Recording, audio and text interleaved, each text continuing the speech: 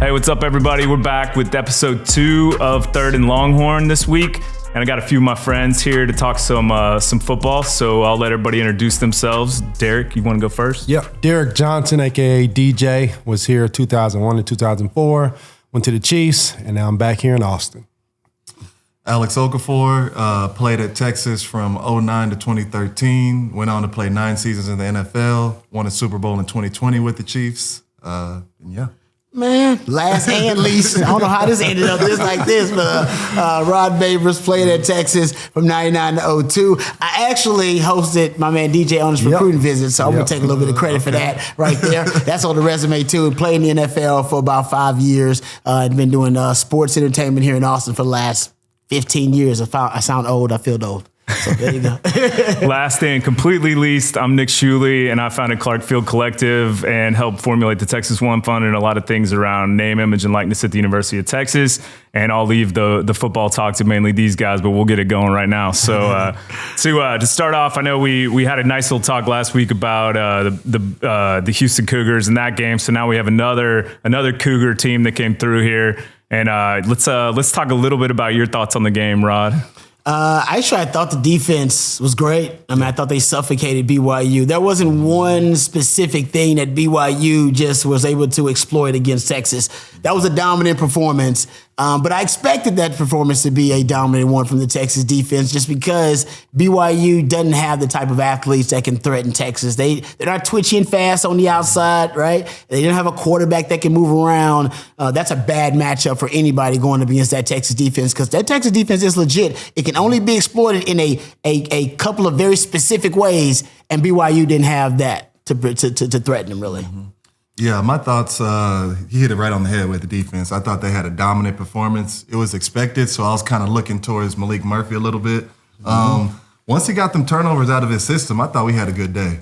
I thought he showed everything he needed to show, and I thought he built the confidence within the team to show that he can win games down the line. Now, I don't want to know when Quinn returns, but I'm confident that Maalik could get us to where we're going up until when Quinn comes back. AO, that was perfect. That's what I was looking for. How was Maalik going to respond after adversity, after something happens in the game? That's how you really can measure a player at the end of the day. You know, it's not about perfection. It's about, hey, what you're going to do, how confident are you after something goes wrong on the field? Because you know how football is. It's never perfect. And how do you bounce back? How do you have that mental capacity? And quarterback's the hardest position, and I think Maalik did well after, a couple of those mistakes he made early. But again, back to what Rob Babers said, defense looked well, and they should have. But sometimes, you go into a game and you say, "Oh, defense should be good," and they don't quite do what you think they should do. But this time they did, and BYU doesn't have speed like we do on defense. So I just think the confidence. We're playing with a lot of confidence on defense, and at the end of the day, you got to play really complimentary football if you're going to be a really good team, and they did that on Saturday with going against BYU. Getting back to the Maalik Murphy conversation, though, guys, like the young guys, I mean, we've all been young players before. You get the ups and the downs, right, from young players. They don't have that consistent baseline. So you get the wow moments and the what the moments. Yeah. And we had those from Maalik, right? You had the wow moments, touchdown passes, then you had the what was that moment? Yeah. And as a baseline, you want to get rid of those WTF moments and have more of the wow moments and the upside. But Rod, you speak to that. How do you get those? He has to play to get those. You got to play. That's the whole point. You got to play through it. You got to see guys like y'all. See, I'll admit, I was here for Derrick Johnson. I heard about Alex, and I covered him too. Yeah. You guys were closer to the prodigy scale, where hell, it only took y'all like a game or two, and then y'all got y'all baseline. Yeah. For others, regular humans like myself, it takes a longer time, especially for quarterback. It's the toughest position. So can he develop that baseline of consistent performance? In just his second start, that would be the question because K-State, much higher level opponent. Yeah, and kind of looking at those turnovers, like those turnovers didn't bother me at all. Like it's not like he was making reads and tried to force anything. When he turned the ball over, it was always understandable. The first pick, pressure hit him. He was just trying to get rid of the ball. He never saw the guy drop out. Second one, any quarterback would have fumbled that one. We didn't pick up the blocks. So, true. I mean, I was it sounds weird. I was pleased with the turnovers we had. I mean, We got to eliminate them, but I'm okay with it. No, that is true. I was good with the turnovers, but when you're playing really good defense, that can happen, right? To give you another chance. All right, guys, we got an inexperienced quarterback out here. Let's make sure we really, really good on defense. And I mean, I think defensively they play really well. We got to keep doing that, especially this coming week. Special teams too. Guys, special teams touchdown. Yeah. Oh yeah, Xavier kicked it up well. Oh, one more actually. I think Sark has a lot of confidence in Maalik because the first 5 plays. 4 passes. I agree with you. That's a great point. For me. I thought it was gonna be 4 runs. I know. I'm like, here we go. Brooks and Baxter like, ball. Here we go. I'm like, golly, play action, boom, boom. I mean, he's not throwing little bitty balls. He's throwing big balls down the field. That's a great point. And that tells you what he thinks about him. And either he has a lot of confidence in him, or Sark's not changing for anybody. I think the latter also is a very interesting conversation we don't have time for, but that's because it Sark's, to be great, you got to be stubborn in your philosophy. Absolutely. I think Sark's a little bit stubborn that, hey man, I'm gonna throw to open up this run. Yeah. I ain't gonna never be the coordinator that just runs the football like that. Yeah. Well, and you talk about having a confidence in Maalik by the way he coached. I think if you look at it, you can tell he has a confidence in the defense too. And a lot of the nitpicking I heard, and I might have been guilty of a little bit, I won't say, but is how we didn't kick any field goals. We kept just kind of pushing, trying to figure out the red zone piece that we were struggling with, and he just refused to kick it. And I think it shows his confidence in the defense of like, hey, even if we don't get this, good luck going 96 yards against this team. And if you do, then I mean, it happened against OU, but I think that it shows that confidence. And look, these are.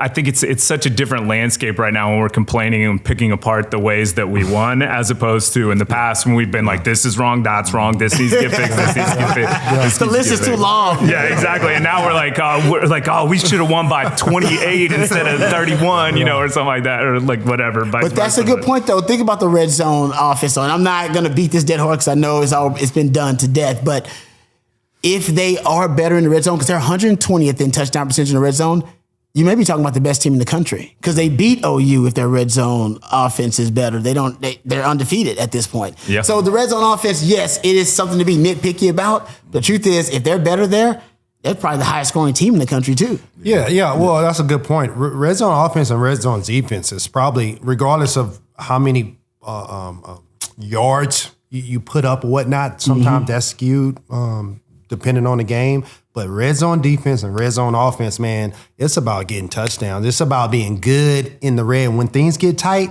on offense, are we able to punch it in? And then on defense, are we able to keep them out? The field shrinks for us, and y'all know this as defensive guys.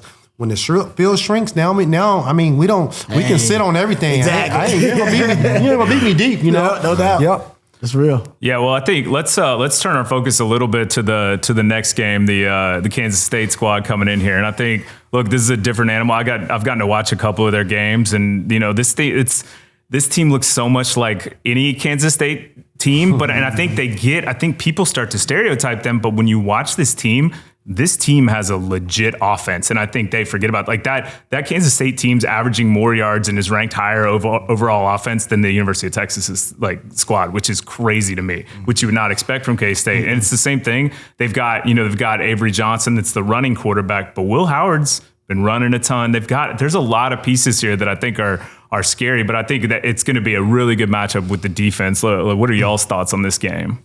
Man, I can't wait.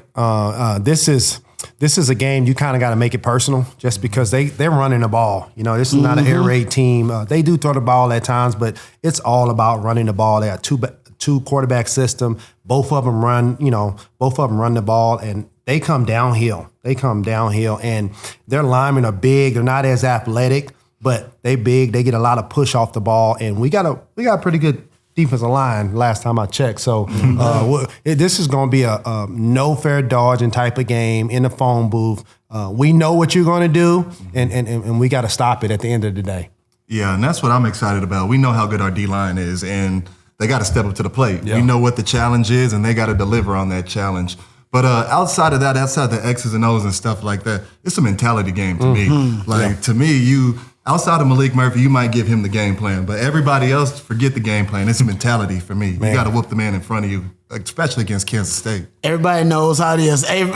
These generations of Texas Longhorns have played K-State, and no matter what coach is coaching K-State, it's a certain type of culture and style of play at K-State. And you're right, it's about being physical, and it's the team that's most physical. And that's what I actually like that. I played during the Purple Kryptonite years where it was hard to beat K-State. Man. It was really a challenge, and it was the outlier when you did beat them. And now that tide is turned a little bit, in the late Tom Herman era, and now Sark. Sark is undefeated against Chris Klieman. That's because his teams are tough football teams. Yeah. And if you ain't a tough football team and a smart football team, because Kansas State plays smart football. They don't beat themselves. Yeah. Right? They're going to let you beat yourself and put themselves in a good position, an advantageous position. So that's what this game is about. It's about football IQ, and it's about toughness. Totally agree with you guys. And the thing that concerns me, I think Texas easily is a better team, and I think Texas is a more talented team, and I think Texas playing at home, that's an advantage. But two things I think they do have maybe the advantage, or maybe it's either a push or a draw against Texas. They got two quarterbacks right now, a starting quarterback and Avery Johnson, as Nick mentioned, and they got Chris Klieman, who's a hell of a coach. Yep. And I like Sark. I think Sark's awesome, but Sark is ascending right now to become a great coach. Chris Kleiman's already proven he's a great coach. He's won the Big 12 already. He's won championships already. So if I'm looking at the quarterback and the coach, who gets the advantage? Actually, K-State gets that advantage in the quarterback and the head coach in matchup here. And Texas got to find the advantage elsewhere. So it's got to coach his butt off in this game. Yeah, I love that little stat. I see that on ESPN at times. Who has the advantage of coach, quarterback and boom. You just go down the list. But the deciding factor, and this is no knock on coaches at all, it's a player-driven game, man. I mean, the players make the plays on the field. Don't get me wrong, coaches are going to help. If you have a really good coach, that's going to help you to play better and give you more opportunities. But at the end of the day, the players are making the plays out there. There's so many times my coach told me to do this, do that, and I get out there in a split decision. I'm like, boom, I'm going to do this. And I made the play, and it's like, coach is like, let's go, DJ. I'm like, yeah. But that wasn't the scheme. It don't matter. Coach don't care. Yeah, kind of piggybacking off that, I'm with you. So I had a coach when I played in Arizona. We called it 5-star games. So that means your best players got to be the best players on the field. And I feel like that's what this game has to be. Our top dogs got to be the best overall players on the field this week for us to come victorious, and I think they will. Like that. Yeah. Well, I think that takes us to first down, I think, which first down is the elephant in the room is this, and I know Rod is well versed on this, the 3-3-5 defense. Yes, the 3 high, 3 down. U of H switched to it when they had an extra time to prepare against Texas, and it was pretty successful. Basically, the last 2+ years that Sark has been here as a play caller and the head coach, when he faces the 3 high, 3 down, which is a 3 deep safety look. Explain it for the people at home. Yes, it's a 3 deep safety look as opposed to a 2 deep safety look or a single high safety look, which is 1 deep safety. And he pretty much, guys, they're playing the same coverages. They use the same fronts, same pressure packages that we've all known for years, except they do it out of this different 3 high safety look, which has only been around probably since around 2016. Originated here in the Big 12, popularized here in the Big 12. Now NFL teams using it. Hell, Todd Bowles used it against Patrick Mahomes in the Super Bowl when they made him look mediocre. So it's a different presentation. Force is probably the best and most unique defensive presentation to disguise and distort pre-snap reads for quarterbacks, forcing them to process everything post-snap. Okay. All right. Okay. And the run fits are weird because they play mostly with light boxes. So that's where I was going with it. I mean, I get the pass part. Keep going. That's why it's susceptible mostly to the run. Teams will try to run. Oklahoma State beat the hell out of them by just running the football with Ollie Gordon. And that's because Mike Gundy, he was the first one originally that debuted the 3 high, 3 down package. I would say popularized it, but man, when he went up against it, he knew how exactly how to expose it. And I think his game plan is probably what Texas should try to replicate. Okay. And what he does, and I think is probably what a lot of teams are doing, you want to expose it by being extreme on offense. And what being extreme means, whether your personnel groupings or whether your formations, you're extreme, like whether you're 3-by-1, so that's extreme formation, right? You're extremely unbalanced. Or you go really, really heavy personnel, like 6 O-line package. And what it does, you have to get out of your pre-snap shell disguise. You guys know that. I'm not going to be in disguise. I'm not going to be moving around. You got to get down. I got to get to that lineman. I'm going to get to my alignment and my assignment. Because I've been position coach will be like, what the hell are you doing? Get to your alignment and assignment. So it forces them out of their pre-snap shell disguise. They have to reveal them. They have to declare what their defense is, what their coverage is, and then the quarterback has a better indicator,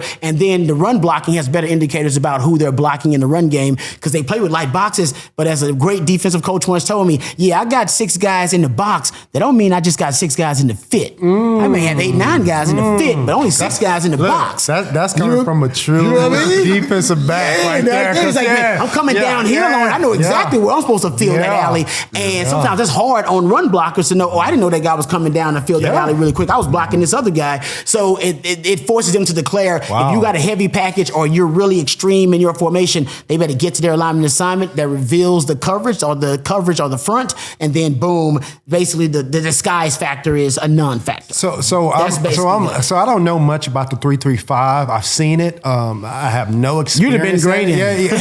So you'd have been graded also. But I'm thinking from a linebacker standpoint, if you're light like that, you got to spill everything just to help out. Yes, that's exactly what it is. And they spill it so the safety has time to get there. That could work. That could work. Yeah. And that's what they try to do. And against Tech, that's why against Sark, it's worked really well. All of the really important, relevant metrics and stats drop considerably. Talking about passing yards, third down percentage, points per game, touchdown interception ratio, everything that I've been tracking drops when Sark's offenses face a 3-down defense. Wow. It's kind of the kryptonite for him. He's been figuring it out, and I think he has a plan, but now that plan has been altered because you got a backup quarterback in there. Yeah. Well, I thought it was pretty interesting. I watched 2 games. I saw Kansas State, Oklahoma State, and Kansas State, Houston. Obviously, the Kansas State, Houston game was a little different, but the Oklahoma State game, if you watch that, like they actually, Oklahoma State would move the ball down the field, but things would tighten up a lot, obviously, in the red zone. And Oklahoma State had problems putting the ball in. Yes, they did. But the thing that Gundy did was he took the points almost every single time. And I think that's an important thing for this game is like, I think there's going to be quite a few of those where they kind of stiffen up a little bit at the end, and we have to figure out if we're going to try to go through them again or not. And it hasn't worked recently. And our jumbo package or whatever it is, the Byron Murphy package has not done what it's supposed to do. And it's going to be very interesting to me to see how they do it. And when Oklahoma State kept on schedule and they didn't fall in love with the deep ball, the times they had the deep ball were mainly the drives they punted, and the ones that I saw. So if we can stay on schedule and just almost dink and dunk is really what it was to beat that defense, and they just take them straight down the field. They ran the ball though. Yep, Gordon had over 200. Yep, no, they definitely ran the ball, and then but the passes were. I mean, if you looked at them, it was like a 4-yard out. I mean, it was flats, it was out, it was yak yards. Yeah, it wasn't 100%. So that was the fascinating part. They force you underneath with the 3 high. They force you underneath, and we know Sark likes deeper balls. And they force you to kind of take the check down. That's why against U of H, Quinn was taking them check downs. Yeah, it was all those 5-yard passes. Okay. Okay. Yeah, take what you're getting. It challenges your ego as a play caller. Yeah. Well, I kind of wanted to get into the run game a little bit. So, I mean, they disguise looks well. We got an inexperienced QB. We got 3 running backs that have proven they can run the ball. Where you getting that here? I mean, maybe 4 running backs. Right. You throw Keelan in there. It seems like the recipe this week. We just put the game plan together right now. It seems like the recipe is running the ball. There's JB, Seth Baxter, and then I like Savion Red in this Wildcat package. He didn't show 5 running backs. 5 running backs. Jonathan Keelan with the gadget guy. You got Keelan, you got Jaden. Like Jaden's got some Jaden looked like he with the wheels at the end. I'm with and now Sark's running that 31 personnel package where he had Savion Red out there, right? Yep. He had Jonathan Brooks out there and CJ Baxter out there too. Oh, sorry, it's Keelan Robinson. Keelan Robinson and CJ Baxter out there. So he's got a 31 personnel group he likes too. So I'm with you. You might have. I might be on to something. I need to see 40 carries. Well, I think that takes us to second down because it's how does Maalik react in his second start? What do you do to make things more comfortable? And I think you just said it. I think we said it going into BYU, but I also think Sark had a quiet confidence going into that game that we were going to win that game, right? Like I think that he felt that, and so I think he called plays that way. I think this game is. We're going to see the real, how prepared are you, et cetera. So what do you guys foresee for Maalik? Like, what's the right game plan coming into this for him? I think Sark has set it up really good for Maalik because last game we came out bums away, right? And for a defensive back playing on K-State, you're like, all right, guys, you know, they're not going to hold back the big ball. Like, let's do our thing. But I think, like we just gave the game plan, they're going to freaking run the ball. You have to, right? You have to give Maalik a little bit of protection of running the ball. And, I mean, we may force run at times, but, I mean, that's going to, at times, that's going to bring all the defensive guys up so we can throw the big ball. We got some guys that can run now. We don't, you know, at the end of the day, and when you get one-on-one with those guys, we can, Malik's big ass arm. I mean, it's a man. I'll tell you what, that throw, that was the throw and catch to JT Sanders, where I was like, "What are you doing? Why are you throwing that?" There's no chance. Every time I see the replay, I think 3 guys are going to pick that off, but it's thrown so perfectly, and then JT makes an insane catch. I mean, it's so, you're like, yeah, great play. Dude, Malik's got an arm. I mean, there's no doubt after you watch that game, he can flick it. He's not scared, man. Yeah, he's aware of how strong his arm is. You can tell he's actually dialing it back. Okay. You can tell that I bet in practice he's had a lot of overthrows, and you can tell that he's very cognizant that, all right, I got a cannon on this thing, and because even when he throws a deep ball to AD, he puts a little touch on it. It's like, I know this. Yeah, because he knows, like, man, if I actually unleash. Well, they did it against Houston. The first pass he threw, you saw AD was like, whoop. Did he throw it? Whoa. Yeah. Yes, that's a great point. I think he understood, like, all right, you know what? I can make all these throws. I was surprised. I thought he had more touch and accuracy than I expected. I knew he had the cannon. Sark said he's got the strongest arm in the quarterback room, but I was surprised by the touch and accuracy. Well, I'll say, so we speaking on his arm. Has anybody seen him run? Like, I haven't seen any high school film, and you look at his stature, you would think that he's mobile, right? To say the least. I was surprised. Would you? He's big. I was surprised that we didn't see any QB runs, and I don't know. Nobody has seen him as a runner, so we don't know what he possesses. But just looking at him, you would think, why not get some QB design? You think Josh Allen, you think Cam Newton. Yeah. Why not just to get some extra yardage in there, change up the looks a little bit? So I would only disagree with that, AO, just because we're down at quarterback. To actually say, man, let's run him in there. Only if he scrambles or something. But I wouldn't do any design run just because I'm a little quarterback position, man. We're down 1, he's down 2. I mean, that's a good point. Well, you're onto something. He threw that first pick. Like, if he got a lot of flack from people online about how he didn't go after him, but I think what it was I think he was told stay away from contact. We need you in there. We're not, you know. Yeah, that didn't look good though. I agree. He was floating around. He did, but he's not that. One arm. I mean, everything you hear about that kid, he's not that type. He is like everything for the team, etc. So I didn't question it. I bet Sark told him, like, hey man, you need to avoid contact. Yeah, which makes sense. Yeah, we don't want the third string quarterback out there. Everybody wants to see Arch, but not yet. Not yet. In a crisis mode. Well, let's move on to third down. And so I think we've talked a little bit about it in the past, but how does Texas stop the deep ball? Because I mean, like K-State hit some big hits against Houston, against Kansas State, and the ones. Against Oklahoma State, I'm sorry, and the ones I saw. I'm not as worried about it because Texas DBs match up well with K-State's receivers. They have Brooks, he's their twitchy fast guy. The receivers that give Texas DBs issues are twitchy fast guys, man. I'm talking about the guys, you all know them. They're as quick as they are fast, and they got some serious vertical speed. Yeah. Oklahoma had that. Alabama had some of that. And actually, I think Oklahoma probably had more of it. And U of H. It's strangely enough, they had a lot of it. Yeah. And I mean, they really did. They had some transfers from USC and West Virginia. There's some guys that could really go. Those are the receivers that give Texas issues. BYU had some decent receivers, but they're possession guys. They were bigger guys, right? Yeah. They're not twitchy and fast. And they showed that, right? Some of those jump balls, they were up really to go get them. So I think those are the receivers that Texas can run with those guys. And it's not separation. In that U of H Oklahoma game, you're talking about separation. You're talking about guys that were out of position, couldn't make tackles, missing tackles because they had that much separation. That's the concerning thing. And it's even as good as K-State's offense is, they don't have those type of receivers outside. So I wonder, you got two problems here, right? You got two of the best dual threat quarterbacks in the country, and they have the most diverse quarterback run game in the conference. Maybe one of the best in the country. It's just really diverse. They run everything from the quarterback design runs.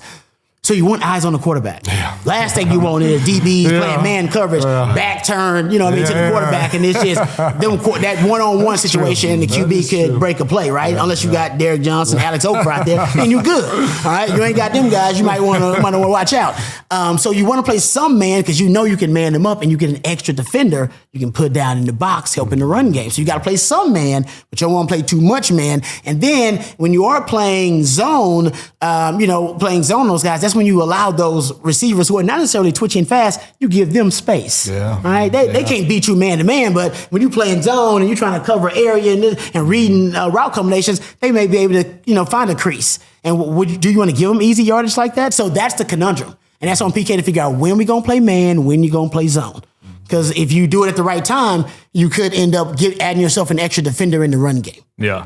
Well, I had a different one for fourth down, but I think it's an important thing. So maybe we flip to this of, how does the defense handle, and with having three defensive guys here, I think this question makes more sense. How does the defense handle this mobile quarterback, as well as they got a great running back, mobile quarterback, and they can throw it? So is this a time where we see Anthony Hill kind of get unleashed again, do you think, or how do we combat that? These two, man. Yeah, no, I would hope so. Like, I think everybody left that Alabama game thirsting for more with number 0. Yeah. I felt like we unlocked the young Sergio Kindle when we put him on the edge out there. So that's a good reference. Yeah, I was excited about him, and I haven't really seen them go back to that rush package yet. I agree. So with the mobile quarterback, I feel like the opportunity is now. If we don't see Ant Hill on the edge this game, I doubt we see him on the edge the rest of the season. And just in terms of pressure, I feel like our D-line gets a lot of heat for not, getting those sacks. We generate a lot of pressure. We're just not getting those sacks. Those sacks come from clean wins, and we're just not getting those clean wins on the edge right now. I think Sorrell's a hell of a player. He's going to be a dog at the next level, but winning clean is just not what his strong suit is, and not really many guys on the edge that we have on the team right now. We're not getting many clean wins. So we're getting pressure by committee. I think everybody was excited about Ant Hill because he was a guy that could get those clean wins, and I would like to see that this week. That term. Can you describe that real quick, the clean wins? Yeah. I got it in my head. I think I know before the novice. Can you break it down for the people? So a clean win is just when you throw one move and you getting around the corner with the O-lineman still at the line of scrimmage. Like, he's not pushing you past the quarterback. You're not bull rushing. It's those knockout hits. That's what a clean win is. Okay, no doubt. Yeah, clean. I was just about to explain that. So clean wins don't come very often, by the way. So, but they do come, and they give your team more momentum when that happens. When you have a guy beat the guy off the edge for a first move, which is big time. But sometimes for us to get a sack, it's the second, third move, and then at times the ball's up in the air and you're just getting the pressure on them, but the ball's still delivered up, and then our DBs have to play ball back there and man up. But at the end of the day, man, it's a mentality game against K-State, and yes, we have to try to get them in third and long, third and average, just because they run the ball so much, man. If they're in 3rd and 2 and 3rd and 3, it's like, golly, that's 2 down territory for them. They just gonna run the ball, and it's gonna be it's actually not gonna be a long game. It's gonna be a short game because they're gonna be running the ball. But it's gonna be long for us just because, man, we got a 1st and 2nd down. We gotta play really, really good, sound defense. And when you play against, like myself, I don't like option football just because everybody you can't flow and do your thing. Hey, you got the quarterback, you got the dive, you got this, you got him. If he come here, I mean, everybody assignment has football. Assignment football. That's the worst. They're going to test you throughout the whole game, or you're going to be fundamentally sound from a defense standpoint. And if we can do that, then we're going to be able to see Ant Hill get on the edge, and we're going to have to be able to see him do some games with the D lineman to help get pressure and get this quarterback down. We can do that, but we got to 1st and 2nd down. I mean, we gotta nut up and play good ball. It's a great point that Derrick just made, because both of these teams, top 5 offensively for K-State, defensively for Texas in 3rd down. So this is a 3rd down face-off. Okay. That's a good stat to keep hold of right there. 3rd down. Well, I know we're running out of time here, so I want to get to the. We'll wrap up with our predictions for K-State. How do you guys see this game going, and what's your score prediction? Who wants to go first? I always been terrible at predicting the score. I'm all about mentality, and this is what you got to do to win. Just get one more point. But I think we're at home. So I think we're at home. I don't think it's going to be a 30 or 40 point game. I think it's going to be about 28 Texas, 20 K-State. I mean, and I'm saying 20 just because I think we're going to really stop the run. And they got good players. They got a good team. But they're coming in our house, putting the foot on our couch. I mean, it's something to be said about that. And I think we're going to stand up regardless of who's at quarterback. I like that. I'm going to go with what Nick said about start taking them field goals. I mean, listen, we're past the midway point at this point, guys. Texas is bad in the red zone. It's a bad red zone. It doesn't make any sense to be as good as they are everywhere else, but they're bad, right? You ever met that woman? She's a dime piece, and then you learn that, oh man, she's got body odor, or her breath stinks. She has a lot of hair on her underarm. She doesn't shave. Whatever it is, but she's gorgeous. She's perfect in almost every way. Yeah. That's Texas offense. They're perfect in almost every way, except they got a little BO when they get in the red zone. And it stank, man. It's ugly. So at this point, they are what they are, and I think Sark knows that. He's tried everything, jumbo package, all that stuff, and it ain't working. I think it's the game where he takes those field goals and they start to, I think they start to add up for him. I got this game real tight. I'm going to go... Ooh, man, I'm going to go something like 27-23, man. I'm going real close. Auburn may win this mug with a game-winning field goal, that kind of thing. I think it's going to be tight, man. K-State's playing some of the best football in the Big 12 right now. They might be playing the best football in the Big 12. Oh, wow. Yeah. I'm kind of leaning with Rod over here. I think it's going to be an absolute dogfight. I think K-State's going to give us everything that they got. I think it's going to take a field goal to win it, just like you said. I'm saying 23, 22, 23, 21. Right. Wow. It's going to be an absolute dogfight. Yeah, and man. I mean, Kansas State has had this game circled from the jump. Every single season they got Texas circled. Yep. The schedule comes out with Texas circled. So they'll be ready to play. I think we'll be kidding ourselves if we think this is going to unfold like the other weeks. It's going to be a dogfight, and they'll show a lot about us. Yep. And Chris Kleiman, to Alex's point, he's got circled. He ain't beat Texas. This guy's won the Big 12, but hadn't beaten Texas. He's got that one circled, man, on his resume. He's got to get that done. Come in our house. Yeah, because last year was their year to do it. They had Deuce. They were at home. They had a veteran quarterback, Adrian Martinez. Had a young Will Howard. Yeah. They had Felix Anudike Onzoma. They had Julius Brent. They had some talent. They had some lead.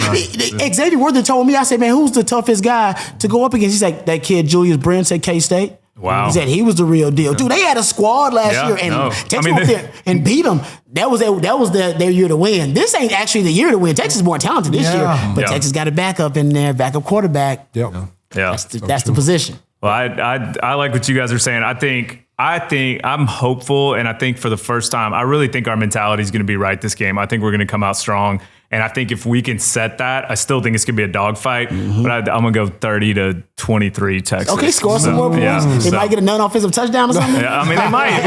We might surprise people and get a couple touchdowns in there. But I think it's gonna be good. So nice. All right. Well, we're calling this part the Hail Mary, which is the topic we're gonna throw out. That's a little out there, which is probably some speculation, et cetera. But I think my question for today for the Hail Mary is when does Quinn return? Ooh, man. So I don't know when he returns, but let me paint a scenario for you. I think it's here we go. I think before the season started, it was a foregone conclusion that Quinn was gone after this year, right? I agree with That's that. what everybody was saying. Yeah. Okay. What happens if he doesn't return for another 2 weeks? Maalik is playing well. He doesn't come back for another 2 weeks, and now Quinn ends the season with maybe 1 or 2 games left under his belt. 2 to 3 games maybe.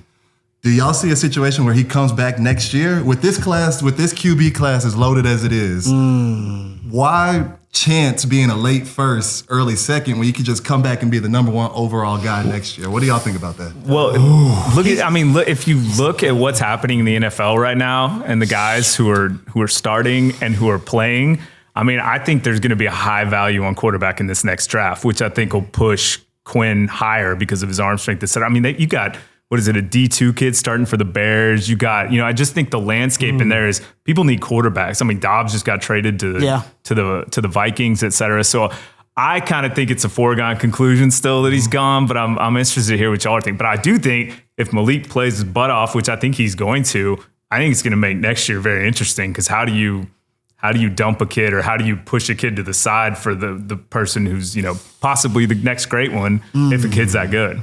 Yeah, I'm with Nick on that. I think Quinn is probably gone, just like everybody else would think. But Maalik's, this is audition. Seeing what Maalik can do. Because this year, Maalik didn't probably think he will play. This is a big deal, next man up type of mentality. And he's got an opportunity because he at least got a couple more weeks to show his worth.